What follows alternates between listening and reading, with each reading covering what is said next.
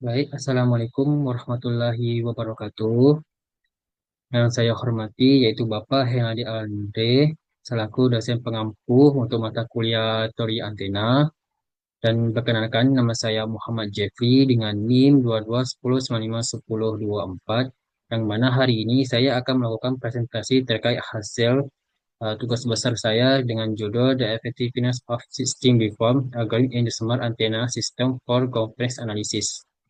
Yang dimana untuk poin-poin tugas besar saya yaitu yang pertama, cari artikel ilmiah tentang smart antenna dalam bahasa Inggris, kemudian penerapan teknologi, kelebihan, kekurangan, dan juga perbandingan dengan teknologi lain yaitu lebih dari tiga. Yang terakhir yaitu saran dan pengembangan selanjutnya. Untuk artikel yang saya rujuk yaitu ada Effectiveness of System Reform Algorithm in a Smart Antenna System for Governance Analysis. Oke, selanjutnya yaitu pemaparannya. Nah, untuk latar belakang, yaitu tantangan dan masalah sistem, yaitu implementasi jaringan 5G itu menuntut kita menggunakan kapasitas yang besar dan latensi rendah, namun dibatasi oleh spektrum frekuensi yang terbatas. Di sisi lain, sistem antena konvensional terdahulu atau legacy system itu sangat boros energi karena radiasi menyebar acak dan lambat dalam melacak arah pergerakan sinyal pengguna yang berbagi frekuensi yang sama. Nah, untuk mengatasi kendala tersebut, teknologi smart antenna memanfaatkan teknik beamforming dan metode SNR maksimum untuk mengarah bakar sinyal sempit langsung ke arah pengguna. Beamforming di sini berguna untuk smart antenna, di mana penelitian ini mengusulkan algoritma sistem beamform berbasis pixel dan variable step size yang terbukti mampu mempercepat pengucap sinyal secara akurat dan andal meskipun berada di lingkungan dengan gangguan jam yang tinggi. Nah, untuk tujuan penulisan di sini, analisis kinerja laporan fisik, yaitu menganalisis penerapan algoritma sistem beamform dalam mengoptimalkan performa sistem smart antenna pada jaringan 5G. Nah, mengidentifikasi kelebihan dan kekurangan modifikasi step size terhadap kecepatan konvergensi atau penggunaan sinyal, yaitu mengetes apakah step size ini benaran bisa menguji sinyal. Kemudian yaitu membandingkan performa teknologi smart antenna yang diusulkan dengan sistem konvensional legacy system, di mana untuk legacy system ini ada tiga jenis yang dibandingkan berdasarkan efisiensi energi akurasi pelacakan sinyal. Oke, untuk batasan masalah di sini yaitu pada modifikasi step size pada algoritma adaptif melalui pengusulan metode algoritma system before. Kedua, yaitu membatasi pada pemeriksaan sinyal melibatkan komponen sinyal asli, sinyal berderau, noise signal, dan sinyal gangguan jammer pada sel heksagonal. Kemudian yang ketiga yaitu menganalisis tingkat penghematan energi melalui kalkulasi fase shift ratio signal terhadap noise maksimum yaitu maksimum SNR. Kemudian selanjutnya yaitu eh, pembahasan dalam laporan ini murni berdasarkan analisis analitis pemodelan digital yang disajikan pada dokumen introduction artikel ilmiah acuan.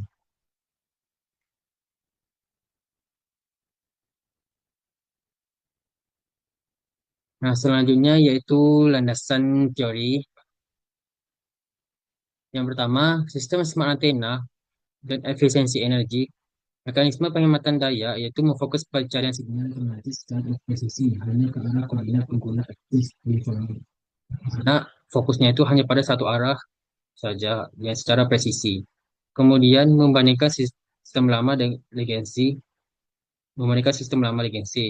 yaitu antena konvensional itu mematangkan sinyal ke segala arah secara statis, sehingga memicu pemborosan energi pada area kosong.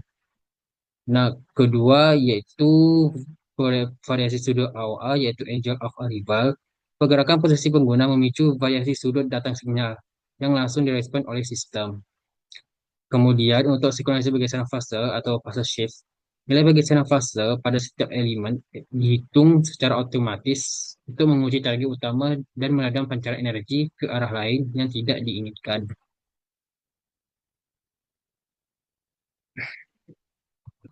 Analisis nilai pergeseran fase area fase shift.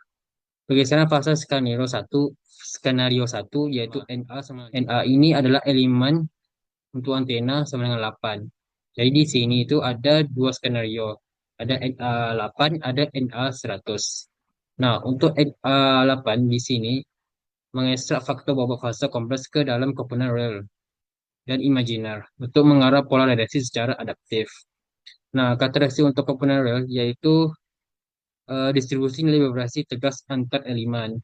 Nilai tertinggi elemen ke satu adalah satu dan keempat adalah 0,9. Nah, seperti yang kita lihat di sini di grafik ini. Nah, di grafik ini nilai bar satu itu nilai satu, kemudian yang ketiga itu ada 0,9. Nah, nilai terendah pada elemen kelima yaitu mendekati nilai nol. Berarti di sini. Nah, untuk karakteristik komponen imajiner, terjadi polarisasi negatif tajam pada elemen ketiga dan keenam. Yang di mana untuk 3 dan 6 ini itu berada di sekitaran 0,45.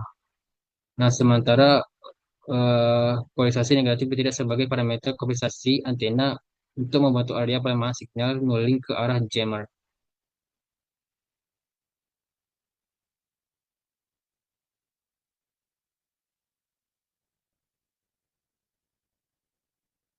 Nah, selanjutnya untuk skenario kedua yaitu NA100, yang di mana untuk NA100 ini untuk grafis komponen real berada di figur 8, itu membentuk pola gelombang sinusoida stabil pada rentang magnitudo 0 hingga 1,0. Jadi di grafik ini lainnya seimbang. Untuk komponen imajiner, figur, figur 9 yang di bawah ini, itu oscillasi simetri yang sangat rapi dan berulang konstan antara batas plus 0,8 hingga 0,48. Jadi nilai plus sama minusnya itu sama 0,48. Nah, untuk kesimpulan ilmiahnya, kestabilan pola terikat boundary ini membuktikan bahwa algoritma sistem beamform itu bebas dari risiko akumulasi galat atau drifting error meskipun komoditas matris berskala besar. Jadi, untuk sistem beamform itu tetap stabil pada kondisi yang terikat. Dan selanjutnya yaitu analisis pola radiasi antena beamform Panther, di mana untuk pola radiasi skandal satu yaitu NA8, akurasi bekas utama main beam angel radiasi berhasil membentuk daun pancaran utama atau major lobe yang presisi mengunci posisi target pengguna pada sudut 45 derajat. Yang bisa dilihat di sini untuk sudutnya 45 derajat berada di sini di, di antara 60 dan 30. Kemudian kemampuan nulisnya gangguan pada sudut jammer 30, penguatan gain antena merosot drastis mendekati titik nol. Jadi pas berada di sudut 30 derajat ini, nilai dari gradasinya langsung menuju ke titik nol. Kesimpulan spesialnya, antena solusi memblokir daya intervensi dari jammer tanpa mengganggu kualitas penerimaan data pengguna utama, meskipun jumlah elemennya terbatas.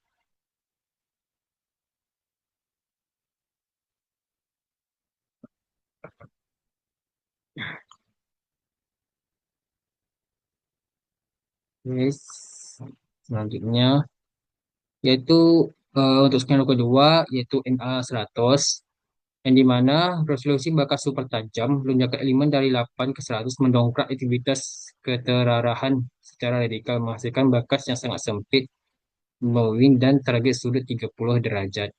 Yang di mana berbeda sama yang 45 derajat, untuk 30 derajat di sini nilainya sangat tajam, lebih tajam dari 45 derajat tadi. Lalu datangnya jammer itu di sudut di sini, di sudut 5 derajat. Nah, aktivitas sekitar sudut derajat, meskipun posisi jammer sangat dekat di sudut 5 derajat, selisih hanya 25 derajat dari pengguna. Algoritma tetap mampu menambahkan area nulling yang sangat dalam. Keandalan sistem terbukti andal dan tajam, dan memisahkan sinyal utama dari gangguan di lingkungan yang pada interferensi. Jadi, untuk NA100 itu lumayan bagus digunakan.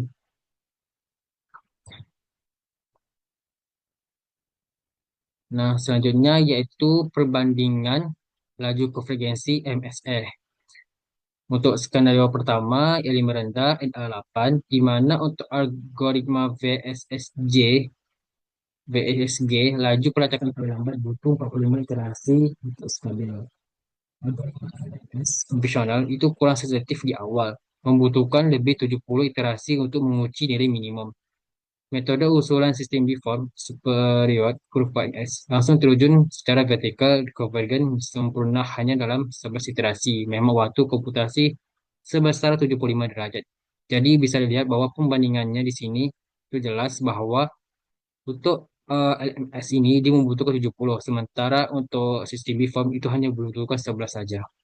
Sehingga waktunya lebih hemat. Kemudian untuk eh, HTS ini dia kurang sensitif di awal. Sementara untuk sistem Morpheus itu dia kurva MS-nya langsung terjun secara vertikal. Nah, selanjutnya itu untuk skenario kedua, yaitu skala besar NA100, di mana untuk tantangan fisik, pembekakan dimensi matriks korelasi pada satu antena umumnya memicu delay frekuensi pada algoritma biasa. Pada algoritma LNS, Griffin, dan VSSG, yang ini ketiga perbandingannya, kedodoran dan mengalami pergeseran grafik ke kanan membutuhkan 50 hingga 80 iterasi. Selanjutnya, metode usulan sistem reform itu tetap konsisten menguji kondisi konvergen absolut tepat pada 11 iterasi. Jadi meskipun dia menggunakan N100, dia tetap mampu menguji kondisi konvergennya. Jadi nilai signal itu eh, tetap stabil dan tidak lari kemana-mana. Berbeda dengan LS itu dan SGS. Itu mengalami kedodoran dan pergeseran grafik yang ke kanan. Jadi udah jelas perbedaan antara sistem waveform sama MS, Giving, dan VSSG. Nah, selanjutnya di sini ada grafik untuk perbandingan antara LMS, Giving, VSSG, dan juga sistem atau uh, waveform. Nah, di mana untuk warna biru di sini kita lihat jelas bahwa perbandingan antara eh, yang lain MS, Giving, VSSG di sini itu jelas lihat perbandingannya bahwa dia menggunakan sedikit instalasi dan juga tetap stabil ketimbang menggunakan antara ketiga ini. Nah, selanjutnya yaitu analisis kesalahan mutlak absolute error. Untuk absolute error pada NA8 itu memvalidasi keandalan algoritma dari sisi segala komputasi matematis serta konsisten presisi nilai pergeseran kasus sepanjang sampel waktu. Nah, untuk gelat rendah, fluktuasi nilai absolute error berada pada tingkat numerik yang sangat kecil dan konstan di bawah ambang batas sistem. Nah, meskipun penggunaan elemen rendah NA8, sehingga terbukti bebas dari akumulasi kesalahan dan merambat naik boundary error. Kemudian untuk NA100, penggunaan susulan elemen pada NA100 menghasilkan karakteristik kurva galak yang jauh lebih superior lagi. Nah, konvergensi galak itu menuju normal nih. Nilai absolute error semakin menekan rapat ke arah garis horizontal nol seiring berjalannya sampel. Jadi NA100 ini, dia nilai absolute errornya itu nilainya sudah mendekati nilai nol. Itu bisa dibilang nol. Selanjutnya efek specificity gain itu menandakan bahwa semakin banyak jumlah elemen antena algoritma sistem waveform mampu menghasilkan estimasi pelacakan yang lebih presisi dan menciptakan mendekati nol mutlak. Jadi makin tinggi NA-nya makin mendekati nol. Nah, selanjutnya yaitu melakukan pembandingan dengan performa dengan penelitian terdahulu. Nah, di sini kita bisa lihat bahwa ada tiga perbandingan di sini, ada empat, termasuk di sistem waveform. Di sini ada penelitian VSG oleh Eropa, penelitian Lecky LMS dari Mayas oleh Mayas, kemudian penelitian LMS standar oleh Ajeniulu. Di mana untuk pertama itu Ajeniulu yang ber- berfokus pada implementasi algoritma less mean square standar yang membutuhkan bekas antena adaptif. Kemudian eh, Lecky LMS oleh Mayas membahas kuantifikasi penampakan faktor kebocoran, nilai faktor, dan menjaga batasan nilai kuadrat galat. Kemudian ada step test Griffith oleh Ropa, menerapkan algoritma berbasis matriks, korelasi Griffin, dan dioptimasikan menggunakan ukuran langkah. Nah, di sini untuk perbandingannya yang pertama ada kecepatan konvergensi, di mana untuk kecepatan konvergensi ini bisa dilihat bahwa Untuk LMS itu membutuhkan 70, sementara LLMS itu membutuhkan sekitar 50 hingga 60. Sementara untuk VSG itu membutuhkan 45. Sementara untuk sistem Beform itu hanya membutuhkan 11. Kemudian untuk stabilitas bobotnya, di mana untuk LMS itu rentan mengalami pergeseran, jadi nggak stabil. Kemudian untuk penelitian LLMS itu stabil dan terikat berkat adanya leak factor. Kemudian untuk penelitian VSSG itu stabil pada kondisi transient dan dinamis. Kemudian untuk sistem Beform itu sangat stabil dengan nilai osilasinya berori terikat pada ketika rapat pada batas 0,48. Jadi hampir nggak bisa tergeser. Kemudian untuk resiliensi terhadap skala elemen, di mana NAB sistem Beform ini dia menggunakan NA-nya 100, kemudian mengalami penurunan yang pertama itu LMS itu mengalami penurunan laju pelacakan akibat pembekakan matriks korelasi. Kemudian untuk LMS itu mengalami relay konvergensi yang cukup terasa. Kemudian VSSG itu terjadi pergeseran grafik transit ke arah kanan. Kemudian sistem Beform itu sangat tangguh, laju konvergensinya tetap konsisten terkunci pada 11 iterasi. Selanjutnya yaitu kompleksitas arsitektur DSP. Itu untuk LMS itu sangat rendah, hanya membutuhkan operasi berkalian faktor sederhana. Kemudian untuk penelitian LMS itu rendah, penambahan konstantanya liket pada pembaruan bobot. Untuk VSSG itu sedang, dia melibatkan perhitungan estimasi matriks silang. Kemudian untuk sistem Beform itu sangat tinggi, menggabungkan sumber LMS, VS, LMS, dan juga kalkulasi Eigen. Nah, selanjutnya yaitu evaluasi kelebihan dan juga kekurangan yang tercatat pada soal tugas besar. Yang pertama untuk kelebihannya yaitu akselerasi IK proses itu memakan skala hingga mencapai steady state hanya dalam 11 iterasi. Berbeda sama LMS, LLMS, dan juga VSG yang lebih dari 45. Kemudian anti-jamming dan selektivitas spesial kuat. Mampu menembak arah nulling yang sangat dalam pada sudut jammer, bahkan pada kondisi sudut lancip selisih sudut pusat dan jammer hanya 25 derajat. Jadi sangat bagus untuk eh, menguji jaringan kita. Kemudian kestabilan fase kompleks. Leaky faktor dari subblok LFS itu menjaga magnitudo pergeseran fase tetap berada dalam batas terikat. Kalau bebas dari masalah drifting of weight. Kemudian selanjutnya yaitu terakhir skalabilitas dan antena konsisten. Itu kecepatan semestelasi tetap konsisten dan tidak mengalami lelai komputasi meskipun elemen antena ditingkatkan secara masif dari NA8 menjadi NA100. Jadi berbeda sama LMS sama FSG. Yang dimana terjadi namanya pembekakan. Sementara untuk sistem Beform itu tidak terjadi pembekakan sama sekali pada NA8 dan sampai NA100. Nah selanjutnya yaitu keterbatasannya dan kekurangan sistem.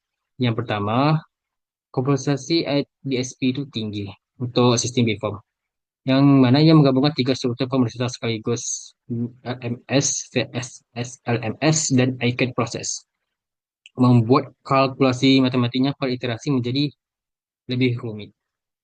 Kemudian sistem wajib menghitung nilai equivalent maksimum dari matriks atau korelasi sinyal pada sistem pada setiap perubahan sampel sehingga meningkatkan kebutuhan memori dan prosesor. Jadi lebih banyak membutuhkan prosesor, memori prosesor. Kemudian ketergantungan tinggi pada parameter batas atau perubahan ukuran langkah dinamis variabel step size. Sangat bergantung pada pembagian matriks atau korelasi dengan nilai MSE. Jika terjadi lonjakan darah impulsif exchange secara tiba-tiba, akurasi penentuan batas atas ukuran langkah berisiko. Langkah berisiko mengalami fluktuasi transient sesaat. Selanjutnya yaitu implementasi perangkat teknologi smart antenna. Infrastruktur GNOP 5G atau 6G, di mana macro base station di area urban padat penduduk. Kemudian fungsinya yaitu melakukan pelacakan berkas beam tracking secara real time pada penggunaan dengan mobilitas tinggi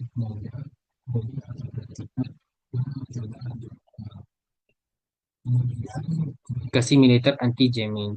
Jadi untuk penerapannya bisa pada radar militer dan stasiun komunikasi taktis lapangan.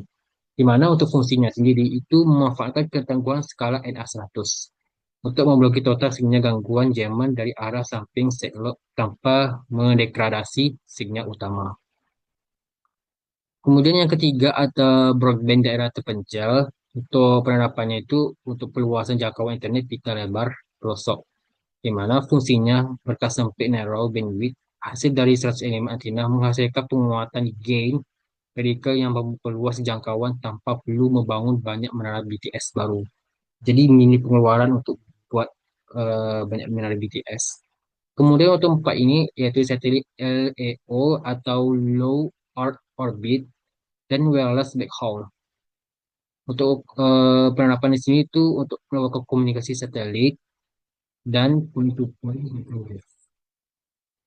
fungsi sendiri yaitu akurasi galak mendekati nol, memberikan presisi tinggi dan krusial untuk menjejakkan arah poin berkas gelombang secara konstan. Nah, selanjutnya yaitu penutup untuk kesimpulan penelitian. Akurasi spesial tinggi sukses menguji koordinat target menggunakan secara tepat pada sudut 45 pada NA8 dan 30 pada NA100.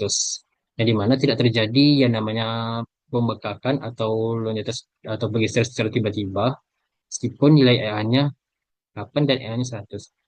Untuk mitigasi gangguan andal, mampu menambah area nulis sangat dalam untuk memblokir jammer bahkan pada sudut lancip dekat 30 dan 5 derajat. Dan integrasi IK proses memangkas waktu komputasi lebih besar dari 75% hanya butuh 11 iterasi untuk mencapai steady state LMS konvensional butuh 70 iterasi. Kemudian skalabilitas dan stabilitas matrik. Lonjakan ke 100 elemen antina justru meningkatkan direktivitas secara radikal dengan absolute error mendekati nol murni dan bebas dari risiko akumulasi gala driving error. Nah, selanjutnya yaitu saran dan pengembangan selanjutnya.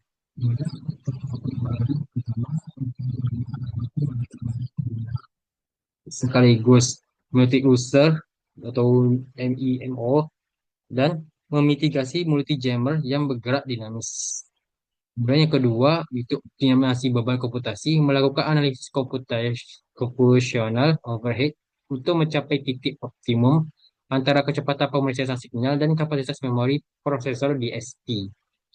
Kemudian yang ketiga yaitu eksplorasi geometri antenna array, yaitu menguji ketangguhan algoritma pada bentuk susunan lain, seperti uniform circular array atau USR pada pelana array untuk praktikan tiga dimensi 3D beamforming. Yang terakhir ada implementasi perangkat keras hardware prototype, yaitu mengintegrasikan kode algoritma ke dalam perangkat keras real berbasis FPGA atau software Defined Radio SDR untuk validasi empiris di saluran udara sebenarnya.